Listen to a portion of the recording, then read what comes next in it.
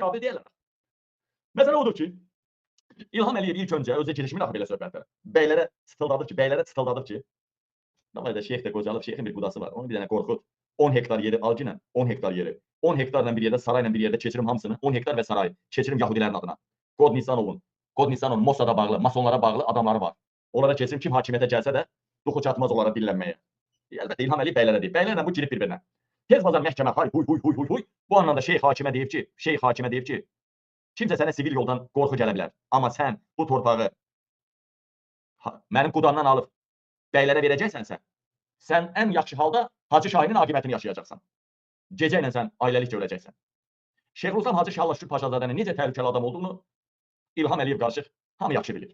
Və deyilən vətənlərim, bu bəylər söhbəti alınmayanda, bəylər İlhama bağlı adam idi, elə indi də o qədər də aralıda deyil, o qədər uzaqda deyil. İndi nə etdilər? Yəni PKK, Kürt mafiyası həll eləməyən söhbəti, Çeçen mafiyasından həll eləmək istədilər. Deməli.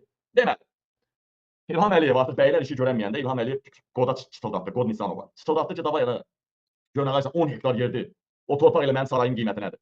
O torpaq elə mənim sarayın qiymətinə. Davay al hamısını. Sən o Ravi Mavi, nə Mossad'a bağlı qohumlarına, masonlara bağlı adamların adına keçirək.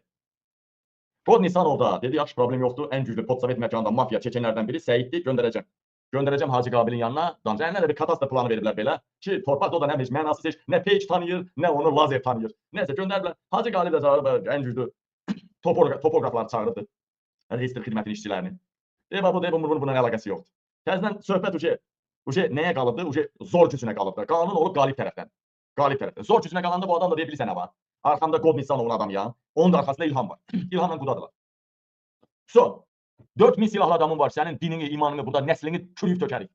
Qalib də deyib, 4000 sənin silahlının qarşısına mən 140.000 həm nəslimi, həm şiə mənsubunu çıxardaram. Şiələri. Qırğın gedir nəyi var? Bir növ Qod Nisanov tərəfdə Vahabilərdir. Hacı Qalib tərəfdə, Qod Nisanov tərəfdə Vahabilərdir. Hacı Qalib tərəfdə də şiələrdir də, öz nəslindən kökündən başqa şiələrdir. Deməli dəyərli vətənlərim, dəyərli soydaşlarım, indi 10.000-dən çox insan canlı və canlı izləyir. Görün Azərbaycanda İlham Əliyevin sonu çatıb deyə nələr baş verir. Bu arada konkret indi sizə Milli Məclisdən xəbər verəcəyim. Konkret Milli Məclis mənə görə, bizə görə çıxıb hamısı ulaşırlar ki, Qabil inqilab eləyəcək, Avropadakılar inqilab eləyəcək, xalqı üstümüzə qaldıracaq, iclaslar gedir, indi ondan danışacağım sizə. Hələ başqa materialı çatdırım. Deməli, polis polkovniki Cabir İmanov öldükdən sonra qardaşı Tahir İmanov cənazə namazı vaxtı jurnalistləri ərazidən qovur və xahiş edir ki, halal etmir ki, burada çəkiliş aparmayın, halal eləmirəm. Cənazə namazı Əbu Bəkir məscidində qılınır və həmin məsciddən dəfələrlə IŞİD üzvləri olan şəxslər, din nümayəndələri həbs olunub, heç biri də həbsdə qalmayıb. Hamısı azadlığa çıxıbdır. Bircə nəfər çıxsın desin ki, hansısa Vahabi türməyə düşdü, hansısa cinayətə görə onu içəridə saxladılar. Birbaşa İlham Əliyev ailəsinin göstərişidir ki, Vahabilər türmədə qala bilməz. Nə cinayət edir eləsinlər. Deməli, həbs olunur, sonra da azadlığa buraxılır Vahabilər, teröristlər. Hansı ki, işə də qoşulmuş teröristlər, yaxşı Vahabilər var, onlar heç Vahabi demirlər, özlərinə sələfi deyirlər, o başqa məsələ. Tahir İmanov jurnalistləri uzaqlaşdırmasının məqsədi, ora Vahabi təriqətli vəzifəli şəxslər çox gəlib, yas yerində iştirak edirlər, həmin şəxslərin kadrlara düşməməsi üçün Tahir İmanov jurnalistləri oralardan uzaqlaşdırıbdır. Baxaq bir. İşit bayrağını kaldırdı. 3 gənclə bağlı yeni faktlar üzə çıxıb. Məlum olub ki, onlardan biri Əbu-Bəkir məscidinin imamı Qamət Süleymanovun İlham Əliyevidir. Müxbirimiz İlkin Kərimiz bugün mövzunu araşdırıb. İşit terörçülərinin bayrağını qaldıran şəxslərdən biri Ramil Quliyev Əbu-Bəkir məscidinin imamı Qamət Süleymanovun qaynıdır. Ramil də dindardır. Onun Hacı Qamətlə birlikdə olduğu ona köməklik etdiyi deyilir. Hacı Qamət kütləvi informasiya vasitələrinə bu məlumatı təsdiqləyərək qohumunun mitingdə işit bayrağını təsadüfən qaldırdığını söyləyib. Ramil heç vaxt mitinglərə getmir. Dostu onu mitingə dəvət edib. Mən onunla söhbət etdim. Ramil mənə bildirdi ki, o yerdə Allah kəlamı yazılmış bayraq görüb və onu ayaq altından götürmək istəyib. Bu zaman polislər onu ərazidən kənarlaşdırıb. Ramil Quliyev ötən gün isə fərqli bir açıqlama etmişdi. Sıxadımda durub mitingi izləyən zaman tanımadığım bir şəxs mənə bir bayraq verdi. O dedi ki, bunu dalğalandır. Mən heç nə başa düşmədim və bayraq açanda üstümə hücum çəkildiyini gördüm. Daha sonra o polislər saxlayıb bir neçə saat sonra azad ediblər. Ramil Quliyev aynısı isə ümumiyyətlə mitingdə iştirakını təqsib etmişdi. Bu, Milli Şuranın mitingində işi terörçülərin bayrağını dalğalandıran şəxslərdən biridir. Füzulidə olan Ramil Quliyev parfümeri alverində həmçinin ev alqı saksı ilə məşğuldur. Bu arada tanınmış vəkil Osman Kazımov mitingdə işi bayrağı dalğalandıran məhkəmədə hal şahidi kimi ifadə verdiyini xatırlayıb. Lakin vəkil hansı proseslə bağlı onun ifadə verdiyi arasala bilməyib. Təxribatı yaratan bu şəxslər hamısı sərbəstdir. Bakı şəhər baş polis idarəsinin mitinglə bağlı açıqlamasında deyilir ki, mitingdə ictimai əsasın və hüquq qaydasının kobud şəkildə pozulması hallarına yol verilməyib. Dəyərli vətənlərim, Qamət də qələt eləyir, Ramil onun əmsi oldu, nədir? O da qələt eləyir. Bunlar Milli Şuranın tədbirində, mitinqində IŞİD bayrağı qaldırıb gözdən salmaq istəyirdilər. Bunu cəbhəçilər tutdu, qolunu vurdu, verdi təhvil və çəkilişə zada da düşdü. Gizlətmək mümkün olmadı bunları, verdi polisə təhvil. Və dəyərli vətən, görürsünüz, polis bunları sıra azadlığa buraxdı. Zaten bu hakimiyyətin özünün təxribat planı idi. Əziz vətənlərim, tarix boyu Heydər Əliyev ta əvvəldən Vahabiləri gətirdi. Vahabilərdən əvvəllər Çeçen döyüşçüləri kimi o forma, o adı verdi. Sonra məlum oldu ki, Heydər Əliyev ərəblərdən milyardlarla pul alıbdı və hətta 15 milyarda qədər pulu İlham Əliyevə miras qoydu bu təriqəti Azərbaycana gətirmək üçün. Deməli, dəyərli vətənlərim, dəyərli soydaşlarım, hal-hazırda türklər də bilsinlər, Azərbaycanda şiələr dəhşətli dərəcədə sünnilər və şiələr sıxışdırılır. Azərbaycanda 75% şiə dövlətinə soyqırım eləyirlər. Vahabilərə isə güc qüvvət verirlər. İmkansızlıqdan Vahabilərin sırasına keçən imkansız ailələrin sayı çoxalır. Elə rayonlarımız, məmləkətlərimiz var, onların yarıdan çoxu artıq Vahabidir, o təriqəti qəbul ediblər. Banka borcu olan, evində xəstəsi olan, kimə pul lazımsa, ölüm dilimin arasındadsa, gedib özünü asmaqdansa Vahabi dinini, təriqətini qəbul edir. Dəyərli vətənlərim, dəyərli soydaşlarım, dəhşətli dərəcədə Vahabilərə şərait yaradırlar ki, İlham Əliyev xalqın qabağına çıxarsınlar. Amma bunlar hələ şiələrin ya Hüseyin damarını görməyiblər. Birdən görəcəklər, narahat olmayın.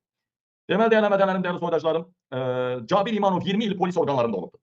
Cabir İmanov 20 il polis orqanlarında dəfələrlə işgəncə verib cəmaata, işgəncələrdə iştirak edibdir. Həmin meydanda, həmin Bandadeldə çox saylı insanlara işgəncə edibdir. Həmin bizim efirə çıxdı, başqa efirlərə çıxdı da, çox efirlərdə görmüsünüz ki, mənim gözümün qabağında Cabir İmanov hətta bəzilərdə Tahir İmanovdan bir yerdə işgəncə verdiyini dedilər. Yaşlı kişilər bilirlər, mən yaşlı olan və məndən biraz da yaşlılar. Bilirlər ki, o vaxt xalqı döydürmək üçün Naxçıvanlılar çamadanla, diplomatla pul paylayırdılar. 300-500 dollardan. Məsələn, sabah mitinq olasıysa, o vaxt mitinq uzun çəkirdi, meydanı bura. Onlar dağıtmaq üçün 300-500 dollardan paylayırdılar mitinqi dağıtmaq üçün. Cabir İmanov 20 il polis orqanlarında işləyib. O bütün rütbələri dəfələrlə polis orqanlarında işləyə alıbdır. Polkovnik rütbəsinə kimi yüksəlibdir. Biz məlumat əldə etmişik ki, Cabir İmanovun ölümündən qabaq o Vilayət Eyvazovun qəbulunda olub. Vilayət Eyvazov onu banditizmin reisi təyin etmək istəyib. Çünki Cabir maskalanmış cəllad idi. Namussuz, şərəfsiz, biş maskalanmış cəllad idi. Banditizmə reis verilsəydi, Cabir İmanov banditizmə reis verilsəydi, ictimaiyyətdə düşünəcəkdilər ki, nə yaxşı mədəniyyət işçisini polis idarəsinə, ən dəhşətli işgəncə idarəsinə reis təyin ediblər. Hətta Avropada, Amerikada belə bir image, müsbət image yarada bilərdilər xalqımızdan bir yerdə, qərbdə də. Amma onu tanıyanlar bilmirdilər ki, o əsl işgəncə verəndir, işgəncə makinasıdır. Lakin Vilayət Eyvazov bu təklifin Cabir İmanov qəbul etmir.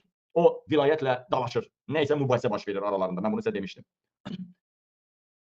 Və ona bir neçə gün sonra deyilənə görə polislərin əli ilə ondan bir ya 2 gün qabaq deməli Zeynəb Xanlarovanın nəvəsinin toyu olur və toyda iştirak edir, özləri çox içir orada.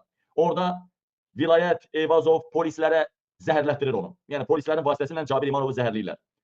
Cabir İmanov qida mərasimində, yəni vida mərasimində, yəni qidasına zəhər qatılıb, yeməyinə zəhər qatılıb. Vida mərasimində, yas mərasimində Mədət Quliyev, Əlin Ağayev, Xarici İşlər Naziri Ceyhun Bayramov, Bakı Şəhər İcra Başçısı Eldar Əzizov və başqa rəhbərlər, generallar, kimlərsə, götə girənlər, şərəfsizlər, avtoqat tutanlar, göt yalayanlar iştirak eləsə də